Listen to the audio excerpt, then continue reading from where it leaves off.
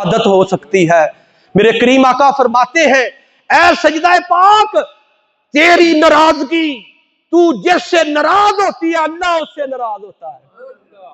ऐ सजदा, तू जिससे खुश होती है अल्लाह उससे खुश होता है। फातिमा तो बुदा तुम मिन्नी, ऐ मेरी बेटी फातिमा, तू मेरे जिगर का टुकड़ा है, तू मेरे दिल का टुकड़ा है। जो शायद तुझे बेचैन करती है वो मुझे भी बेचैन कर देती है, जो तुझे इज़ा देता है वो मुझे इज़ा देता है।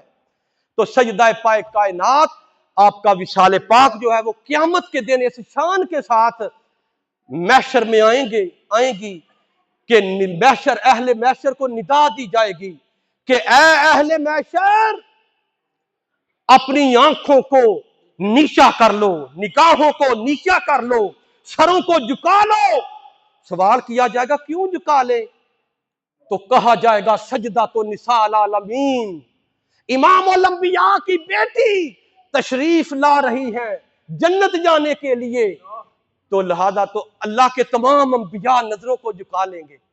तमाम अहले महशर अपनी नजरों को बड़े अदब के साथ झुका लेंगे और फिर आप 70,000 हूरों के झुरमट में गुजर जाएंगे। हाँ जी, ये हदीस मुझे ये कहने पे मजबूर कर रही है।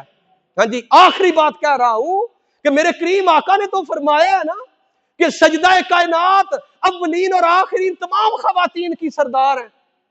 हाँ जी, आप जन्नत की तमाम खवातीन की सरदार है, निसाल आलमीन, सजदा तो निसाल आलमीन, तमाम जहानों की औरतों की सरदार है।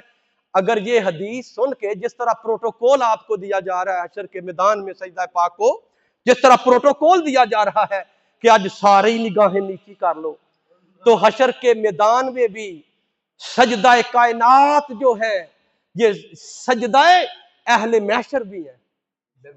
सजदाए कायनात ही नहीं बल्कि सजदाए अहले महशर भी है, सजदाए क़यामत भी है। अल्लाह पाक आपकी नजर हिदायत अता फरमाए, आपका फैज़ अता फरमाए। आमीन व आखिर दावाना अनिल हम्दुलिल्लाह।